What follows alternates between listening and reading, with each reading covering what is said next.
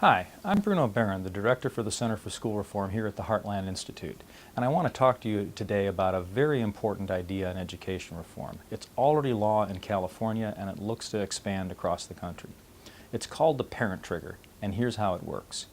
If your child is in a failing school, you get to start a petition to do one of four options to trigger a change in that school or trigger a change in your child's education. If a simple majority of the parents sign that petition, the school has to change.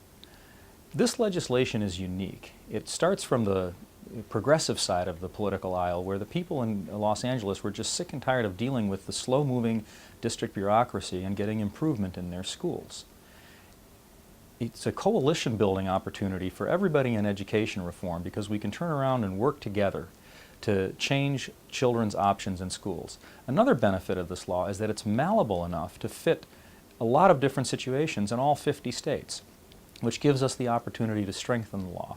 Here's one example you can use to strengthen it. You could get rid of the district veto. In California, the district is allowed to deny the parents their option as long as it chooses one of the other three options.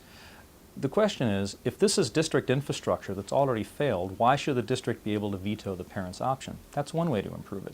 Here's another way to improve it, potentially. In places across the country, there could be a lot of infrastructure that would allow the parents to trigger a voucher option, where they can take 80% or 100% of the money, and that money follows the child to a better school. This takes away the need to do a lot of changing around of implementing a charter or doing some of these other things. And that's why it's important, because this law really does something that very few other education reform laws have done directly. It empowers parents. So let me shift gears for a minute and talk about that. Empowering parents changes the political dynamic around education reform. And it comes at the right time, as more and more states are looking for different ways to improve education, particularly for the poor and disadvantaged. This law comes at a time when parents can now change the specific education option for their child. And that's really important. Once that power is exercised, parents are going to want to keep it, and they're going to want to keep on looking for ways to expand and improve education options for their children. And that's why there's so much opposition for the parent trigger from the existing education bureaucracy.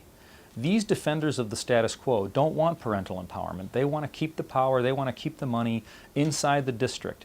They don't want parents to have the option to change schools and trigger schools rapidly. And they're fighting to prevent the expansion of the parent trigger. So what's the answer?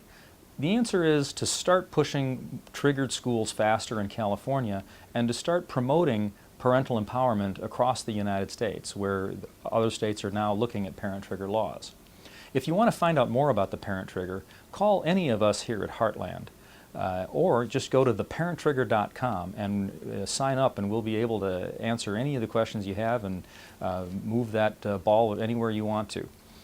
Let me end with this.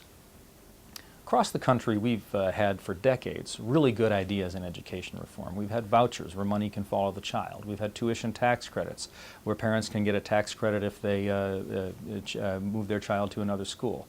We now have plenty of charter schools, and now we have blended charters, online learning, all these great ideas that are taking place. And every single one of these fantastic ideas might be called silver bullets. Silver bullets are great, but the parent trigger's the gun. Thank you very much.